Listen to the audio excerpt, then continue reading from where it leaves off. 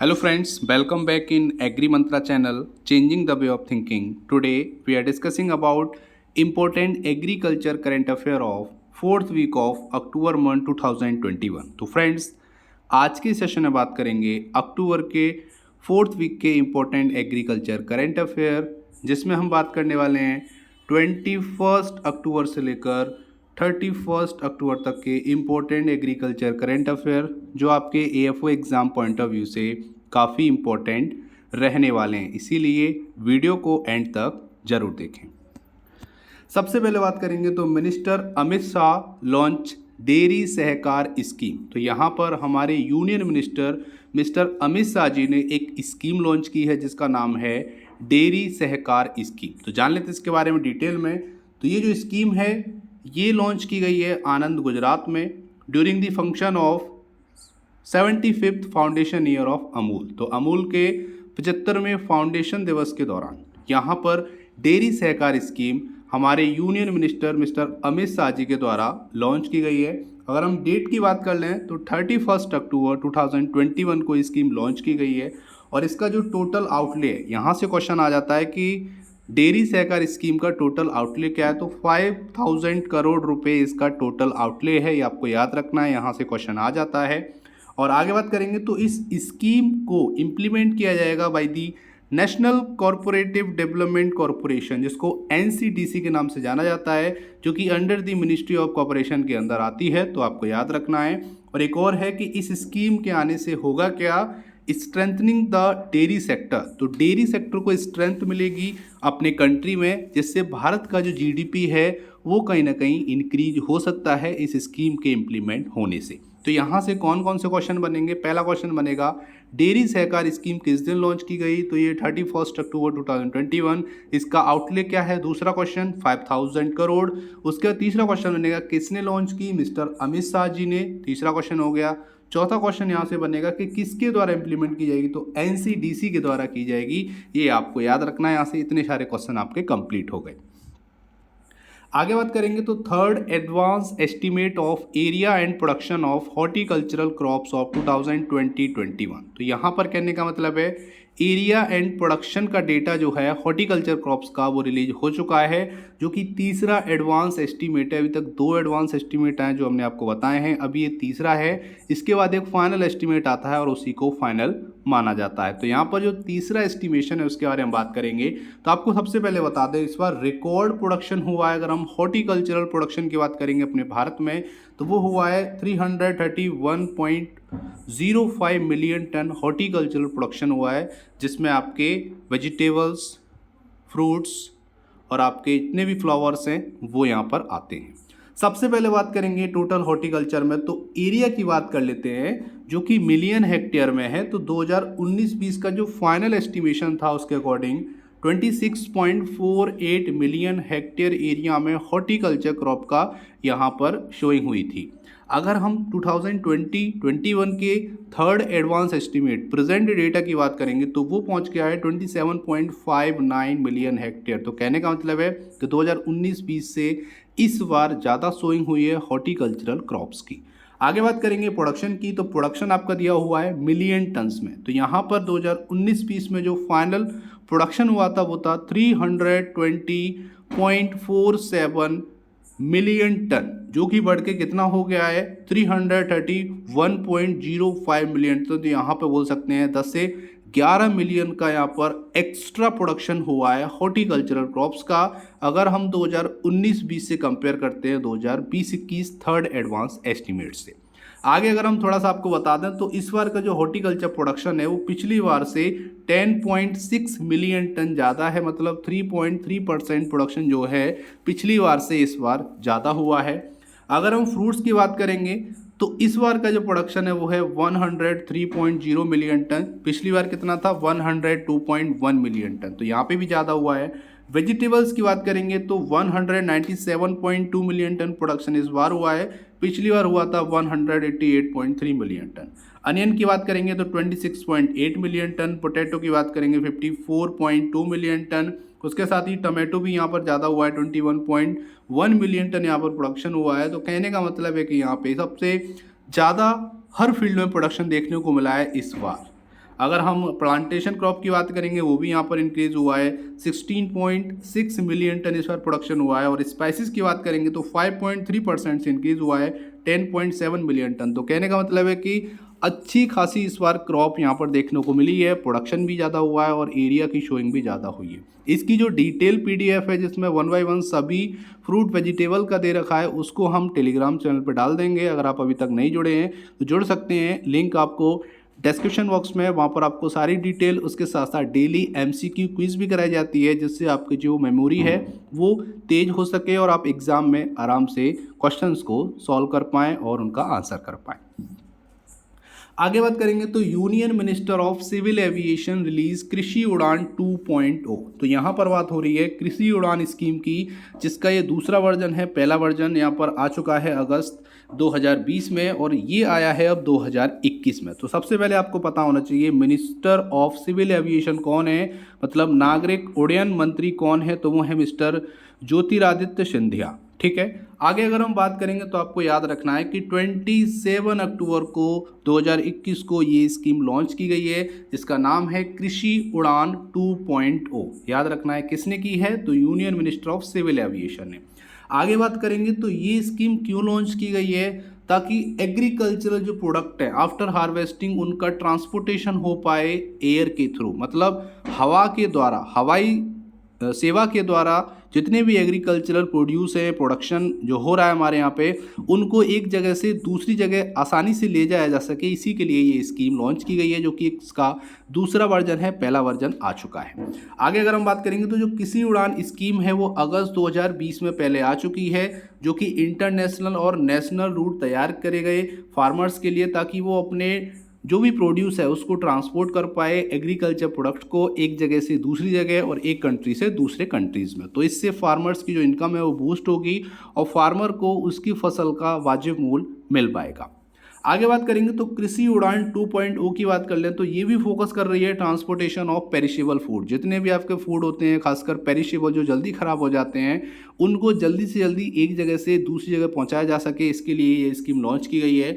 और यहाँ पर सबसे इम्पोर्टेंट है from the hilly areas, north eastern state and tribal area. तो जितने भी आदिवासी क्षेत्र हैं, जितने भी पहाड़ी क्षेत्र हैं या फिर नॉर्थ ईस्टर्न स्टेट जितने भी हैं, वहाँ पर कन्वेंस बहुत ज़्यादा अच्छा है नहीं, तो वहाँ से प्रोडक्शन जो हो रहा है उसको एक जगह से दूसरी जगह आसानी से ले जाया जा सके। इसी के लिए नागरिक उड्डयन मंत्री ने इस स्कीम को लॉन्च किया है जो कि कृषि उड़ान 2.0 है। और पहली जो स्कीम थी वो अगस्त 2020 में आ चुकी थी। उम्मीद करते हैं यहाँ तक आपको समझ में आया होगा। फ्रेंड्स, अगर आपकी वीडियो पसंद आ रही है, हेल्पफुल लग रही है, तो वीडियो को अभी लाइक करो और ज़्यादा से ज़्यादा वीडियो को शेयर करो। आज की वीडियो का टारगेट है केवल और केवल 300 लाइक्स का। अगर आपकी वीडियो पसंद आए तो वीडियो को लाइक करना और सभी स्टूडेंट जो भी आपके फ्रेंड्स हैं, जो भी आपके सर्कल में हैं, उनको शेयर करना ताकि उनको घर बैठे एग्रीकल्चर अपडेट की सारी नॉलेज मिल सके। आगे बात करेंगे तो apple festival organise virtually for the first time in Jammu Kashmir. तो जम्मू कश्मीर में एप्पल फेस्टिवल पहली बार ऑर्गेनाइज किया गया जो कि 2 दिवसीय था, मतलब 2 दिन का था।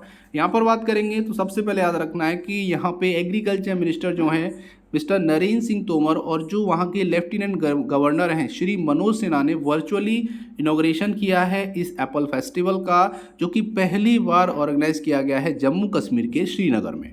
आगे अगर हम बात करेंगे तो तोमर जी ने ये भी बोला है कि जो एप्पल है और कश्मीर है वो एक दूसरे का पर्यायवाची है और जम्मू कश्मीर में सबसे ज़्यादा ग्रो होने वाली जो क्रॉप है वो एप्पल है। और यही ऐसी क्रॉप है जिससे वहाँ के जितने भी आपके ग्रोअर्स हैं, जो एप्पल ग्रोअर्स हैं और जो स्टेक होल्डर हैं, उनको एक अच्छा प्लेटफॉर्म मिलता है, उनकी जो जीविकोपार्जन है वो आसानी से हो पाता है। और यहाँ पर अगर हम बात करेंगे तो इसका जो एनुअल प्रोडक्शन है जम्मू कश्मीर से वो है 2.2 मिलियन मेट्रिक टन एप्पल का प्रोडक्शन होता है। और आपको बता दें कि एप्पल का जो जम्मू कश्मीर से प्रोडक्शन होता है, अगर हम नेशनल लेवल पर उसका कंट्रीब्यूशन देखें तो वो 87% कंट्रीब्यूट करता है ओवरऑल एप्पल प्रोडक्शन में। और आपको ये भी बता दें कि जम्मू कश्मीर के 30% लोगों को यहाँ पर लाइवलीहुड प्रोवाइड करता है, मतलब रोजी रोटी प्रोवाइड करता है। लोग वहाँ से अपना धंधा करते हैं, पैसे कमाते हैं और अपना पेट भरते हैं। तो यहाँ पर काफ़ी इंपॉर्टेंट है। और आपको यहाँ पे बता दें, एप्पल फेस्टिवल की बात हो रही है तो आपको पता होना चाहिए कि एप्पल डे कब सेलिब्रेट किया जाता है। ये क्वेश्चन भी आपका आ सकता है, तो आपको याद रखना है 21 अक्टूबर को एप्पल डे सेलिब्रेट किया जाता है। ये क्वेश्चन भी आपसे एग्जाम में पूछा जा सकता है, तो आपको याद रखना। ठीक है, तो यहाँ से बहुत सारे क्वेश्चन आपके कंप्लीट हो गए। क्वेश्चन आएगा कि पहली बार कहाँ पर एप्पल फेस्टिवल सेलिब्रेट किया गया, तो आपको बताना है श्रीनगर, जम्मू कश्मीर है। किसने इनोग्रेट किया, तो हमारे एग्रीकल्चर मिनिस्टर और वहाँ के जो लेफ्टिनेंट गवर्नर हैं श्री मनोज सिन्हा जी ने इसको इनोग्रेट किया है, ये आपको याद रखना है। और एक और क्वेश्चन बन जाएगा कि यहाँ पे एनुअली प्रोडक्शन कितना होता है, तो 2.2 मिलियन। और एक क्वेश्चन ये भी आ जाएगा कि एप्पल का जम्मू कश्मीर से जो कंट्रीब्यूशन हो रहा है वो ओवरऑल इंडिया का जो कंट्रीब्यूशन है उसका कितना परसेंट है, तो 87% है, ये भी आपको याद रखना है। आगे बात करेंगे तो Mandi district bags top position for implementation of PMGSY। PMGSY क्या है, प्रधानमंत्री ग्राम सड़क योजना। यहाँ पर अगर हम बात करेंगे तो आपको याद रखना है कि union ministry of rural development जो है उन्होंने डिक्लेयर किया है top performing 30 district in the country. देश के ऐसे 30 डिस्ट्रिक्ट यहाँ पर डिक्लेयर किए गए जहाँ पर सबसे अच्छी तरीके से PMGSY प्रोग्राम इम्प्लीमेंट हुआ है। मतलब प्रधानमंत्री ग्राम सड़क योजना का इम्प्लीमेंटेशन बहुत अच्छे से हुआ है और बहुत तेज़ी से वहाँ पर ग्राम सड़क का कंस्ट्रक्शन हुआ है। उसके बेस पर ये 30 डिस्ट्रिक्ट यहाँ पर इंडिया लेवल पर डिक्लेयर किए गए। यहाँ पर आपको बता दें हिमाचल प्रदेश में एक मंडी डिस्ट्रिक्ट है, उसको यहाँ पर टॉप पोजीशन पे रखा गया है क्योंकि वहाँ पर सबसे अच्छे तरीके से ये इम्प्लीमेंटेशन हो चुका प्रधानमंत्री ग्राम सड़क योजना का। उसके साथ साथ 30 डिस्ट्रिक्ट और हैं जिनको यहाँ पर इस लिस्ट में शामिल किया गया है। और आपको बता दें कि हिमाचल प्रदेश यहाँ पर सेकंड पोजीशन रखता है अगर हम नेशनल लेवल की बात करेंगे उस पर। ठीक है, और यहाँ पर एक और चीज़ है कि the state has also improved its performance under प्रधानमंत्री Gram Sadak Yojana programme by constructing 1104 kilometre road in this year from April till date. तो अप्रैल से अभी तक रिकॉर्ड यहाँ पर कंस्ट्रक्शन हुआ है रोड्स का, 1104 किलोमीटर की रोड बनाई गई है अप्रैल से लेके अभी डेट तक। तो इसीलिए हिमाचल प्रदेश के मंडी डिस्ट्रिक्ट को यहाँ पर टॉप उसमें रखा गया है, लिस्ट में रखा गया है। और अगर हम स्टेट वाइज बात करेंगे तो हिमाचल प्रदेश है और डिस्ट्रिक्ट वाइज बात करेंगे तो हिमाचल प्रदेश का मंडी डिस्ट्रिक्ट है, ये आपको याद रखना है। और यहाँ पर अगर हम स्टेट वाइज बात करेंगे तो सेकंड पोजीशन पे और मंडी वाइज बात करेंगे तो हिमाचल प्रदेश का जो मंडी डिस्ट्रिक्ट है वो पहली पोजीशन पे है, ये आपको याद रखना है। उम्मीद करते हैं यहाँ तक आपको समझ में आया होगा। और एक और क्वेश्चन बनेगा कि प्रधानमंत्री ग्राम सड़क योजना कब लॉन्च की गई, तो आपको याद रखना है 25 दिसंबर 2000 को ये जो स्कीम है, योजना है, वो लॉन्च की गई, ये भी आपको याद रखना है। आगे बात करेंगे तो conference on international year of fruits and vegetable. तो यहाँ पर एक कॉन्फ्रेंस की गई है international year of fruit and vegetable के ऊपर। तो यहाँ पर आपको बता दें ये जो कॉन्फ्रेंस है जो कि एक नेशनल कॉन्फ्रेंस थी, 30 अक्टूबर को लॉन्च की गई, मतलब करी गई कॉन्फ्रेंस। यहाँ पर आपको बता दें इस कॉन्फ्रेंस का जो मेन उद्देश्य था वो क्या था कि जो इंटरनेशनल ईयर है इस बार क्या है 2021 का फ्रूट्स एंड वेजिटेबल है, तो उसके ऊपर ये कॉन्फ्रेंस रखी गई by the ministry of agriculture and farmers welfare. ये जो कॉन्फ्रेंस है इसको एड्रेस किया हमारे एग्रीकल्चर मिनिस्टर श्री नरेंद्र सिंह तोमर ने। और आपको बता दें कि ये जो कॉन्फ्रेंस है ये ऑर्गेनाइज की गई with the collaboration of FAO of the United Nations. और आपको ये भी बता दें कि जो कॉन्फ्रेंस है ये एक सेलिब्रेशन का पार्ट था international year of fruit and vegetable 2021 का, जिसको डिक्लेयर किया गया था यूनाइटेड नेशन ऑर्गेनाइजेशन, जिसको UN ऑर्गेनाइजेशन बोलते हैं। अब यहाँ पे कुछ क्वेश्चंस हैं जो बनेंगे। पहले आपको बता दूं कि इस बार का जो थीम है वो क्या है। यहाँ से क्वेश्चन आ सकता है कि international year of fruits and vegetables का थीम क्या है, तो आपको याद रखना है awareness about the nutritional benefit of fruits and vegetables for balanced and healthy diet and life style. ये इसका थीम है, ये क्वेश्चन पेपर में आ सकता है, आपसे पूछ सकता है। अब कुछ इंपॉर्टेंट इंटरनेशनल ईयर हैं जो आने वाले हैं या आ चुके हैं, वहाँ से भी क्वेश्चन कई बार आता है, तो मैं 1 बाय 1 आपको बोलता जा रहा हूँ, आप इसको अपने नोटबुक में नोट डाउन कर लीजिए। सबसे पहले बात करेंगे 2023 का। 2023 का है इंटरनेशनल ईयर ऑफ मिलेट्स। ठीक है, मिलेट्स के लिए इंटरनेशनल ईयर यहाँ पे डिक्लेयर किया गया है 2023 को। 2022 की बात कर लेते हैं तो international year of artisanal fisheries and aquaculture के लिए डिक्लेयर किया गया है। 2021 का जैसे हमने आपको बताया international year of fruits and vegetable. 2020 की बात अगर हम करेंगे तो 2020 का है international year of plant health. और अगर हम 2016 की बात कर लेते हैं, मतलब 2016 की, तो इंटरनेशनल ईयर ऑफ पल्सेस। 2015 की अगर हम बात करेंगे तो इंटरनेशनल ईयर ऑफ सॉइल।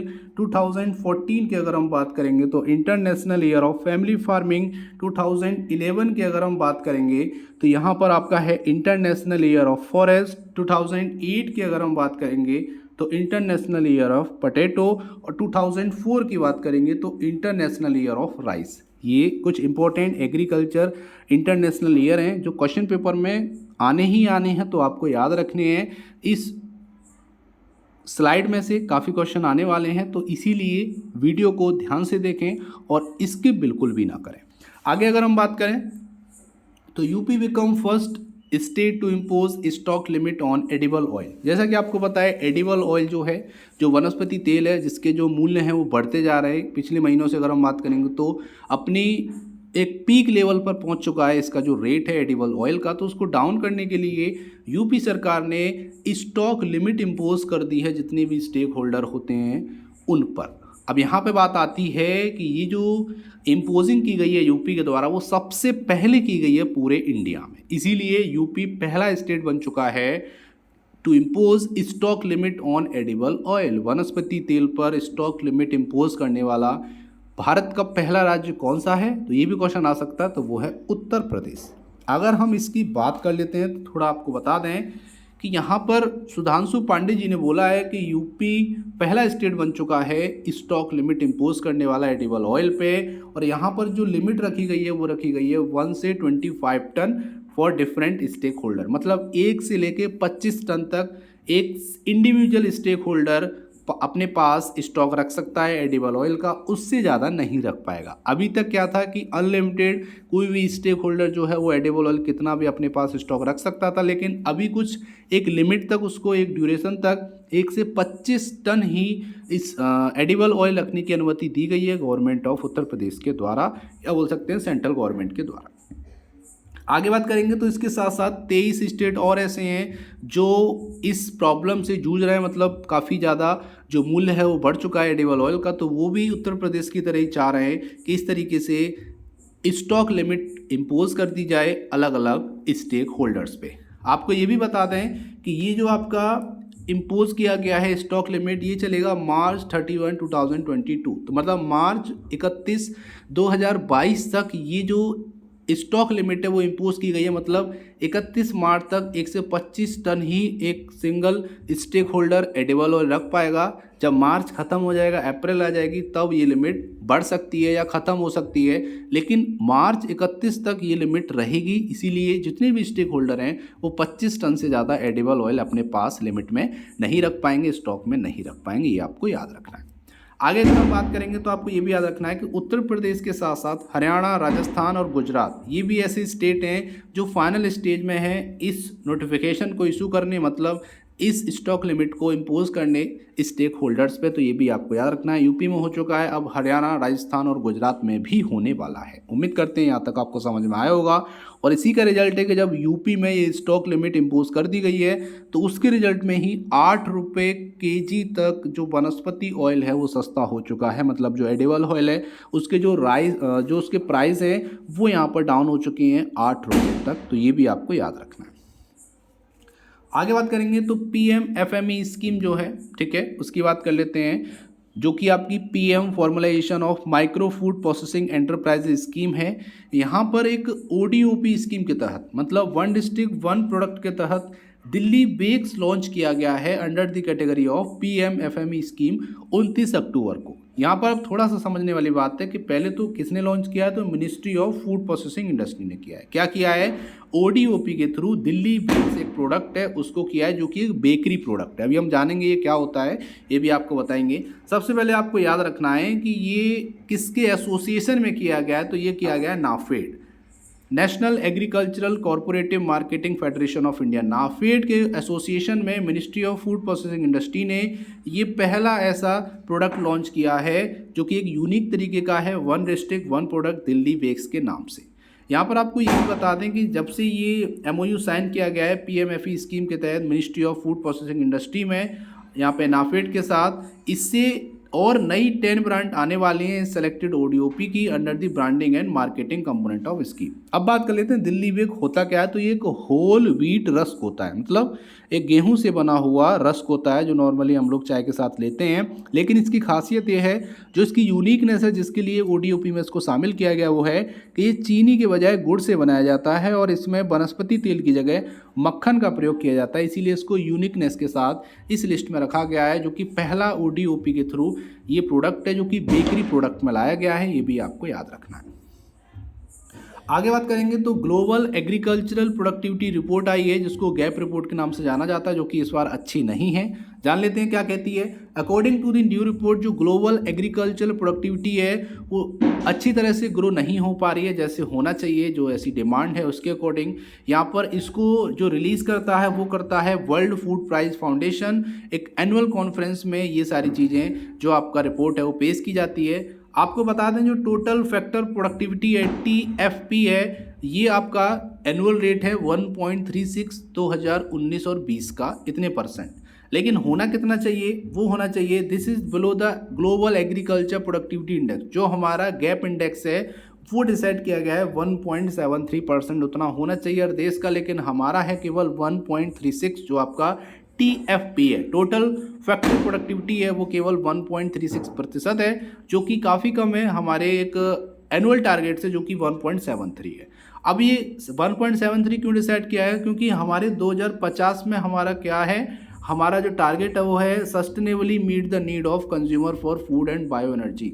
तो बायो एनर्जी और फूड सबको सस्टेनेबली अच्छे से मिल सके, हर इंडिविजुअल पर्सन पे फूड की अवेलेबिलिटी हो और अच्छी मात्रा में अवेलेबिलिटी हो 2050 तक, उसके टारगेट को पूरे करने के लिए 1.73% का TFP चाहिए ही चाहिए। टोटल फैक्टर प्रोडक्टिविटी कितनी चाहिए, कम से कम 1.73, लेकिन आई कितनी है 1.36। तो इस फील्ड में और काम करने की ज़्यादा ज़रूरत है भारत को। तो इतना आपको इस रिपोर्ट से समझना है। तो यहाँ से क्वेश्चन बन जाएंगे कि हमारा TFP क्या है 1.36%। कौन रिलीज करता है इस रिपोर्ट को, वर्ल्ड फूड प्राइस फाउंडेशन, और इसका नाम क्या है तो ग्लोबल एग्रीकल्चर प्रोडक्टिविटी रिपोर्ट है, जिसको गैप रिपोर्ट के नाम से जाना जाता है। ये आपको याद रखना है। और हमारा एनुअल टारगेट कितना होता है तो 1.73% होता है सस्टेनेबली सारी डिमांड को मीट करने के लिए। ठीक है, ये भी आपको याद रखना है। आगे बात करेंगे तो जो एशियन डेवलपमेंट बैंक है उसने इंडिया के साथ एक MOU साइन किया है लोन के लिए, जो कि रहेगा $100 मिलियन का, जो कि महाराष्ट्र स्टेट के लिए किया गया है। आपको बता दें ये किया गया है एग्री बिजनेस डेवलपमेंट के लिए महाराष्ट्र में। ठीक है, मतलब एग्री से रिलेटेड जितने भी बिजनेस हैं उसको डेवलप किया जा सके, इसीलिए इस लोन को सेंक्शन किया गया है इंडिया के लिए ADB के द्वारा $100 मिलियन का। यहाँ पर आपको बता दें जो एशियन डेवलपमेंट बैंक है और गवर्नमेंट ऑफ इंडिया, इन दोनों ने MOU साइन किया है 100 मिलियन लोन का। और यहाँ पर आपको बता दें इसका उद्देश्य क्या है, to promote agribusiness network to boost farm income. Farm income को बूस्ट करने के लिए, एग्री बिजनेस नेटवर्क को और ज़्यादा फैलाने के लिए ही इस लोन एग्रीमेंट को साइन किया गया है, और फूड लॉसेस को रिड्यूस करने के लिए महाराष्ट्र स्टेट में। और आपको बता दें कि आफ्टर दी साइनिंग एग्रीमेंट को साइन करने के बाद यहाँ पर मिश्रा जी ने एक बात कही है कि एग्री बिजनेस डेवलपमेंट जो महाराष्ट्र में हो रहा है इससे फार्म इम्प्रूवमेंट होगा, होलिस्टिक सपोर्ट उनको मिलेगी, फार्मर्स की जो कंडीशन है वो अच्छी होगी। और आपको बता दें महाराष्ट्र का जो प्रोडक्शन है, ठीक है, फ्रूट और वेजिटेबल का, वो कितना परसेंटेज यहाँ पर कंट्रीब्यूट करता है तो 11% तो फ्रूट के प्रोडक्शन में महाराष्ट्र कंट्रीब्यूट करता है और 6% वेजिटेबल के प्रोडक्शन में महाराष्ट्र कंट्रीब्यूट करता है। और फ्लोरिकल्चर की बात करेंगे तो 8% कंट्रीब्यूट करता है भारत के ओवरऑल प्रोडक्शन में। ये भी आपको याद रखना है, यहाँ से भी क्वेश्चन बन सकता है। 11, 6, 8% फ्रूट, वेजिटेबल और फ्लोरिकल्चर का रेस्पेक्टिवली इतना कंट्रीब्यूशन होता है टोटल भारत के कंट्रीब्यूशन में महाराष्ट्र का। उम्मीद करते हैं यहाँ तक आपको समझ में आया होगा। आगे बात करेंगे बैंकिंग स्पेशल करंट अफेयर, जो कि आपको नाबार्ड और अदर इंपॉर्टेंट एग्जाम के रिलेटेड आपको पढ़ने चाहिए। तो आपको बता दें AU small finance bank launch QR sound box. तो यहाँ पर एक AU स्मॉल फाइनेंस बैंक ने लॉन्च किया है QR साउंड बॉक्स, जिसको पूरा नाम अगर हम बोलें तो वो है quick response code sound box. इसको जान लेते हैं। तो भारत की जो सबसे बड़ी स्मॉल फाइनेंस बैंक है AU स्मॉल फाइनेंस बैंक, इसने लॉन्च किया है QR कोड साउंड बॉक्स, जिससे होगा क्या, डिजिटल पेमेंट को बूस्ट कर पाएंगे और ये ऐसी पहली बैंक है जो इस तरीके का प्रोडक्ट पहली बार लॉन्च कर रही है। यहाँ पर आपको बता दें, जो QR साउंड बॉक्स है ये हेल्प करेगा जितने भी आपके स्मॉल मर्चेंट हैं, जितने भी आपके स्मॉल मर्चेंट हैं वो अपने ऑपरेशन को स्मूथली काम कर पाएंगे without the hustle of reading SMS every time. तो बार बार जो SMS उनको पढ़ना पड़ता है, उस हसल से ये आपको राहत दिलाएगा QR साउंड बॉक्स, और वो अपना काम कर पाएंगे और कस्टमर को पेमेंट दे पाएंगे। तो बार बार उनको जो हसल होता था, प्रॉब्लम होती थी SMS पढ़ने में, बार बार हर बार SMS आता था, उससे ये जो आपका QR साउंड बॉक्स है वो रिलीफ देने वाला है। आपको बता दें, ये जो आपकी QR साउंड बॉक्स है ये 5 लैंग्वेज में अवेलेबल कराया गया है, हिंदी, इंग्लिश, पंजाबी, गुजराती एंड मराठी। तो ये भी आपको याद रखना है, काफ़ी इंपॉर्टेंट है, जो कि बैंकिंग अफेयर से आपको पता होना चाहिए। आगे बात करेंगे तो गूगल पे ने यहाँ पर टाई अप किया है SBI जनरल इंश्योरेंस के साथ। तो यहाँ पर अब गूगल पे आपको हेल्थ इंश्योरेंस भी देने वाला है, तो जान लेते हैं इसके बारे में। तो गूगल पे ने टाई अप किया है SBI general insurance to offer health insurance. आपको ये भी बता दें कि पहली बार ऐसा हुआ है कि गूगल पे ने किसी ऐसे इंश्योरेंस के साथ टाई अप किया है जो हेल्थ इंश्योरेंस देता है, और यहाँ पर ये रहेगा आपका SBI general health insurance on the Google पे ऐप। मतलब गूगल पे ऐप पे आपको SBI का जनरल हेल्थ इंश्योरेंस करने का मौका मिलेगा, वहाँ से इस इंश्योरेंस को कर पाएंगे और अपनी हेल्थ को इंश्योर कर पाएंगे। यहाँ पर क्या है कि दिस कोलैबोरेशन मार्क गूगल पे फर्स्ट पार्टनरशिप। तो पहली पार्टनरशिप है गूगल पे के साथ SBI की भी two insurer in India to offer health insurance. तो जितने भी इंश्योरर हैं जो लेने वाले हैं उनको जो हेल्थ इंश्योरेंस है वो ऑफर करेंगे, ये भी आपको याद रखना है। आपको एक और बात बता दें कि यहाँ पर जो प्लान है जिससे जोड़ा गया है, जो गूगल पे के ऐप पे आपको मिलेगा, वो मिलेगा SBI जनरल आरोग्य संजीवनी पॉलिसी थ्रू गूगल पे स्पॉट। तो गूगल पे ऐप से SBI जनरल आरोग्य संजीवनी पॉलिसी अगर आप लेंगे तो वहाँ से आप इजीली अपना हेल्थ इंश्योरेंस करा पाएंगे। तो ये जो आपका जो कोलैबोरेशन है वो यहाँ पे किया गया है। उम्मीद करते हैं यहाँ तक आपको समझ में आया होगा। अब बात कर लेते हैं स्पेशल डे की। तो एप्पल डे जो है वो 21 अक्टूबर को सेलिब्रेट किया जाता है, ये भी आपको याद रखना है। ये आपके 4th वीक अक्टूबर के इंपॉर्टेंट डे हैं, ये भी आपको याद रखना है। और एक यूनाइटेड नेशंस डे 24 अक्टूबर को सेलिब्रेट किया जाता है। तो ये भी आपको डे नोट डाउन करने, यहाँ से भी डायरेक्टली क्वेश्चन आ जाता है कि किस दिन क्या सेलिब्रेट किया जाता है, तो भी आपको पता होना चाहिए। अब बात करेंगे आज के प्यारे से क्वेश्चन की, लेकिन उससे पहले बात करेंगे पिछले वीडियो में पूछे गए क्वेश्चन के आंसर के बारे में। तो क्वेश्चन था which one of the following is an audio visual add. तो इसका आंसर है मोशन पिक्चर। जो मोशन पिक्चर चलती है वो ऑडियो और विजुअल एड दोनों है। तो सभी स्टूडेंट ने सही आंसर किया है इस क्वेश्चन का। अब बात करेंगे आज के प्यारे से क्वेश्चन की। तो क्वेश्चन है India's biggest aromatic garden has been inaugurated in which place. India का सबसे बड़ा एरोमेटिक गार्डन किस जगह पे इनॉग्रेट किया गया है, ये आपको बताना है। ऑप्शन है जयपुर, पुणे, नैनीताल, गुड़गांव। इनमें से आपको सही आंसर कमेंट करना है। उम्मीद करते हैं आपको आंसर आता होगा, तो जल्दी से टाइप कीजिए आंसर और भेज दीजिए हमारे चैनल पर। हम आपके वैल्यूएबल कमेंट का बेसब्री से इंतजार कर रहे हैं। तो ये था आज का इंपॉर्टेंट सेशन। उम्मीद करते हैं सेशन पसंद आया होगा, हेल्पफुल लगा होगा। अगर हेल्पफुल लगा तो वीडियो को अभी लाइक करो। आज की वीडियो का टारगेट है केवल और केवल 300 लाइक्स का। वीडियो पसंद आए तो वीडियो को शेयर भी करना, ताकि सभी स्टूडेंट घर बैठे एग्रीकल्चर अपडेट के बारे में जानकारी ले पाएँ। तो आज की वीडियो में इतना ही। मिलते हैं एक और इम्पोर्टेंट नेक्स्ट सेशन में। तब तक के लिए जय हिंद, जय भारत, धन्यवाद।